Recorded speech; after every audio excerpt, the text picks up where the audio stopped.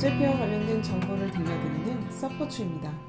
오늘은 신체, 정신, 재산상의 피해 회복을 위한 지원 중 두 번째 내용인 범죄 피해 구조금 제도에 대해 안내해 드리도록 하겠습니다.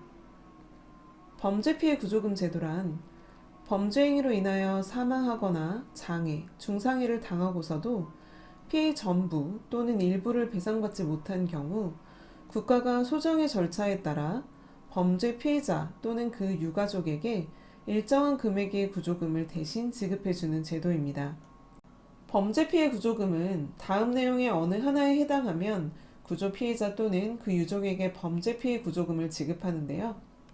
구조 피해자가 피해 전부 또는 일부를 배상받지 못하는 경우, 자기 또는 타인의 형사사건의 수사 또는 재판에서 고소고발 등 수사단서를 제공하거나 진술, 증언 또는 자료 제출을 하다가 구조 피해자가 된 경우 구조금을 받을 수 있습니다. 단, 경제적 지원과 마찬가지로 우리나라 안에서 발생한 범죄여야 하고 교통사고와 같은 과실범죄는 구조 대상에서 제외된다는 점 참고하시기 바랍니다. 범죄 피해 구조금은 유족 구조금, 장애 구조금, 중상해 구조금으로 구분되며 관련 법령에 따라 산정된 금액을 일시금으로 지급합니다. 먼저 유족 구조금에 대해 살펴보면 범죄로 인해 생명을 잃었을 경우 사망한 피해자의 유족은 유족 구조금 지급 대상이 되며 맨 앞에 순위인 유족에게 지급되고 순위가 같은 유족이 2명 이상이면 똑같이 나누어 지급합니다. 유족의 범위와 순위를 살펴보면 사실혼 관계를 포함한 배우자 및 구조 피해자의 사망 당시 구조 피해자의 수입으로 생계를 유지하고 있는 구조 피해자의 자녀, 구조 피해자의 사망 당시 구조 피해자의 수입으로 생계를 유지하고 있는 구조 피해자의 부모, 손자, 손녀, 조부모 및 형제, 자매. 1번과 2번에 해당하지 않는 구조 피해자의 자녀, 부모, 손자, 손녀, 조부모 및 형제, 자매 순이며 유족의 범위에서 태아는 구조 피해자가 사망할 때 이미 출생한 것으로 보고 있습니다. 유족 구조금을 받을 유족의 순위는 보시는 바와 같이 열거한 순서대로이고 2번과 3번의 경우에는 여러 사람이 열거되어 있잖아요. 이렇게 열거된 순서대로 순위가 정해진다고 보시면 됩니다. 부모의 경우에는 양부모를 선순위로 하고 친부모를 후순위로 합니다. 유족 구조금을 받을 수 없는 경우가 있는데요. 첫째, 구조 피해자를 고의로 사망하게 한 경우.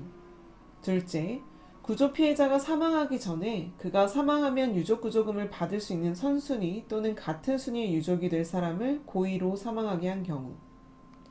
마지막으로 구조 피해자가 사망한 후 유족 구조금을 받을 수 있는 선순위 또는 같은 순위의 유족을 고의로 사망하게 한 경우, 이 중 어느 하나에 해당하면 유족 구조금을 받을 수 있는 유족으로 보지 않습니다. 다음으로 장애와 중상해는 상해 정도에 따라 나뉘는데 장애 구조금의 경우 장애 등급 1급에서 14급의 장애를 입었을 때 구조 피해자에게 지급합니다. 중상해 구조금은 해당 부상이나 질병을 치료하는 데 필요한 기간이 최소 2개월 이상인 경우 구조 피해자에게 지급하는데 신체나 그 생리적 기능이 손상되어 1주 이상 입원 치료 및 최소 2개월 이상의 치료가 필요한 경우이며 범죄 피해로 인한 중증의 정신질환으로 치료를 받은 경우는 3일 이상 입원 치료 및 최소 2개월 이상의 치료가 필요한 경우가 이에 해당합니다. 여기에서 주의하실 점은 1개월을 4주가 아닌 30일로 계산한다는 점입니다. 따라서 2개월은 8주가 아닌 60일이라는 점 참고해주세요. 구조금을 지급하지 않을 수 있는 경우도 있는데요. 범죄 행위 당시 구조 피해자와 가해자 사이가 사실혼을 포함한 부부, 직계 혈족, 사촌 이내의 친족, 동거 친족 중 어느 하나에 해당하는 친족 관계가 있는 경우에는 구조금을 지급하지 않습니다. 범죄 행위로 당시 구조 피해자와 가해자 사이에 사실혼을 포함한 부부, 직계 혈족, 사촌 이내의 친족, 동거 친족 중 어느 하나에 해당하지 않는 친족 관계가 있는 경우에는 구조금의 일부를 지급하지 않습니다. 구조 피해자가 다음 내용의 어느 하나에 해당하는 행위를 한 때에는 구조금을 지급하지 않습니다.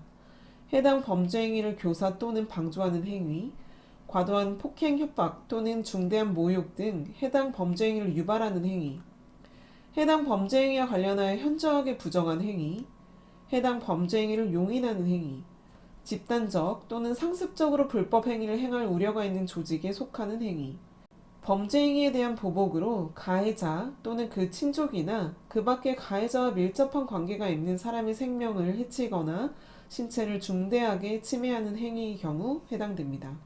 구조 피해자가 폭행, 협박 또는 모욕 등 해당 범죄 행위를 유발하는 행위를 하거나 해당 범죄 피해 발생 또는 중대에 가공한 부주의한 행위 또는 부적절한 행위를 한 때에는 구조금의 일부를 지급하지 않습니다. 유족구조금을 지급할 때에는 앞서 살펴본 1번부터 4번까지의 규정을 적용할 때 구조 피해자는 구조 피해자 또는 맨 앞의 순위인 유족으로 보며 구조 피해자 또는 그 유족과 가해자 사이의 관계, 그 밖의 사정을 고려하여 구조금의 전부 또는 일부를 지급하는 것이 사회 통념에 위배된다고 인정될 때에는 구조금의 전부 또는 일부를 지급하지 않을 수 있습니다. 1번부터 6번까지의 규정에도 불구하고 구조금의 실질적인 수혜자가 가해자로 귀착될 우려가 없는 경우 등 구조금을 지급하지 아니하는 것이 사회통념에 위배된다고 인정할 만한 특별한 사정이 있는 경우에는 구조금의 전부 또는 일부를 지급할 수 있습니다. 단, 구조 피해자나 유족이 해당 구조 대상 범죄 피해를 원인으로 하여 국가배상법이나 그 밖의 법령에 따른 급여 등을 받을 수 있는 경우에는 구조금을 지급하지 않고 구조 피해자나 유족이 해당 구조 대상 범죄 피해를 원인으로 하여 손해배상을 받았으면 그 범위에서 구조금을 지급하지 않습니다. 각 구조금별 구조금액을 살펴보면 유족구조금의 경우 구조 피해자의 사망 당시의 월급액이나 월 실수입액 또는 평균 임금의 24개월 이상 48개월 이하의 범위에서 유족의 수와 연령, 그리고 생계 유지 상황 등을 고려하여 사망한 피해자의 선순위 유족에게 지급합니다. 유족 구조금의 상한은 2021년 상반기 기준 1억 4,900만 원입니다. 다음으로 장애 구조금은 신체에 손상을 입은 당시의 월급액이나 월 실수입액 또는 평균 임금의 2개월 이상 40개월 이하의 범위에서 장애의 정도와 부양가족의 수, 그리고 생계 유지 상황 등을 고려하여 장애를 입은 범죄 피해자 본인에게 지급합니다. 중상해 구조금은 신체에 손상을 입은 당시의 월급액이나 월 실수입액 또는 평균 임금의 2개월 이상 40개월 이하의 범위에서 중상해의 정도와 부양가족의 수, 그리고 생계 유지 상황 등을 고려하여 중상해를 입은 범죄 피해자 본인에게 지급합니다. 외국인에 대한 구조도 가능한데요. 외국인이 구조 피해자이거나 유족인 경우에는 해당 국가의 상호 보증이 있는 경우에만 적용합니다. 즉, 상호 보증에 따라 해당 국가에서 피해를 입은 우리 국민에게 국가가 구조금을 지급하는 경우에만 구조금 지급 대상이 됩니다. 2018년 기준 우리나라에 상호 보증이 되어 있는 국가는 일본, 캐나다, 프랑스, 독일, 스페인입니다. 이러한 범죄 피해 구조금은 범죄 피해자의 주소지, 거주지, 또는 범죄 발생지를 관할하는 지방검찰청 또는 피해자 지원센터에 신청할 수 있는데요. 범죄 피해 발생을 한 날로부터 3년, 피해가 발생한 날로부터 10년 이내에 신청하셔야 합니다. 또 구조 결정이 해당 신청인에게 송달된 날로부터 2년 내에 권리를 행사하지 않으면 시효가 소멸된다는 점 참고해 주세요. 다음은 구조금 환수와 관련된 내용인데요. 거짓이나 그 밖의 부정한 방법으로 구조금을 받은 경우, 구조금을 받은 후 지급 제한 사유가 발견된 경우, 구조금이 잘못 지급된 경우, 이 중 어느 하나에 해당하면 지구심의회 또는 본부심의회 결정을 거쳐 그가 받은 구조금의 전부 또는 일부를 환수할 수 있습니다. 다음은 긴급구조금에 대해 안내해드리겠습니다. 긴급구조금은 구조 피해자의 장애 또는 중상해 정도가 명확하지 않거나 그 밖의 사유로 인해서 신속하게 결정할 수 없는 사정이 있는 경우, 신청 또는 직권으로 예상되는 구조금의 2분의 1에 해당하는 금액의 범위에서 긴급 구조금을 지급할 수 있습니다. 단, 구조금을 지급한다는 결정이 있은 후 신청인이 구조금을 수령하기 전에 신청인이 가해자로부터 손해배상을 받았거나 그 밖의 사정 변경으로 구조금 전액을 지급하는 것이 상당하지 아니한 사유가 발견되었을 경우에는 구조금 지급을 보류하고 구조금 지급 여부 및 구조금액을 다시 심의할 수 있으며, 결정된 구조금의 금액이 긴급 구조금으로 받은 금액보다 적을 때에는 그 차액을 국가에 반환해야 하고, 구조금을 지급하지 않는다는 결정이 있을 때에는 긴급 구조금으로 받은 금액을 모두 반환하여야 합니다. 구조금 또는 긴급 구조금 신청 시 필요한 제출 서류는 다음과 같습니다.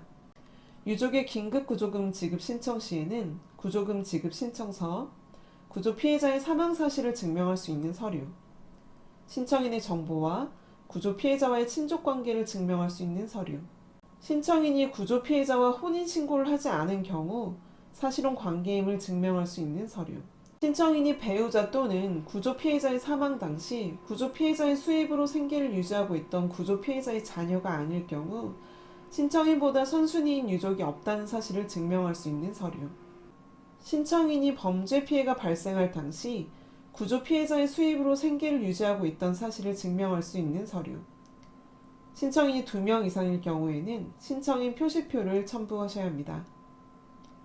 장애 또는 중상해 구조 피해자의 구조금 지급 신청 시에는 구조금 지급 신청서, 신청인의 정보와 구조 피해자와의 친족 관계를 증명할 수 있는 서류, 신체상의 장애, 중상해 부위 및 상태를 증명할 수 있는 의사, 치과의사 또는 한의사의 진단서, 소견서 등의 서류, 신청인에게 범죄 피해 발생 전에 동일한 부위에 대하여 이미 신체 장애가 있었던 경우에는 그 장애 부위 및 상태에 관한 의사, 치과의사 또는 한의사의 진단서, 소견서 등의 서류, 중상해의 경우 입원 기간과 치료 기간을 증명할 수 있는 입퇴원 확인서 등의 서류, 범죄 피해 발생 당시 신청인의 수입을 증명할 수 있는 서류를 제출하시면 됩니다. 네, 오늘은 범죄 피해 구조금 제도에 대해 알아봤는데요. 도움이 되셨다면 구독, 좋아요, 알림 설정 부탁드리면서 지금까지 범죄 피해와 관련된 정보를 들려드리는 서포츠였습니다. 감사합니다.